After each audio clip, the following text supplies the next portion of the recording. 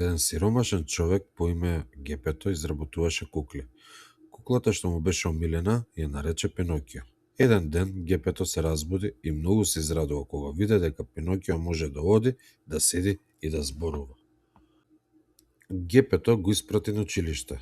Пинокио ја сретна злобната лисица која му раскажа се за едно прекрасно место наречено Остров на забавата.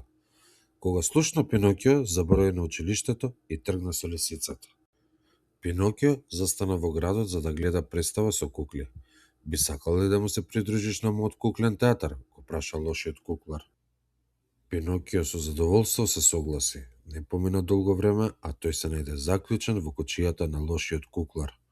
Наеднаш се појави добрата самовила, таа ја слушна неговата желба на Пинокио и го ослободи. Пинокио повторно заборави на училиштето и тргна по билет за островот на забавата. Каде се тргнал Пинокио? Го праша добрата самовила. Одам на училиште, излажа Пинокио. Носот му порасна многу голем. Тогаш вети дека никогаш повеќе нема да лаже. Пинокио се расплака и посака да не дојдеше никогаш на овој остров. Самовилата слушна и оваа негова желба. Пинокио седна на брегот, тажно гледајќи кон морето, се прашуваше дали некогаш повторно ќе го види Гепето.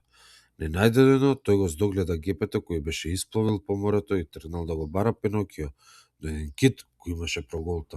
Пинокио скокна во водата и со сета сила почна да плива. Кога му се приближи на Гепето, китот ја отвори устата и Пинокио се најде во неа.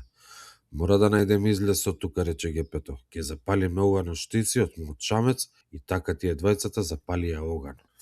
Поради чадот од оганот, китот кивна. Тие двајцата излетаа од устата на китот, назад во морето. Пинокио и Гепето безбедно испливаа на брегот, а самовилата го претвори Пинокио во вистинско момче.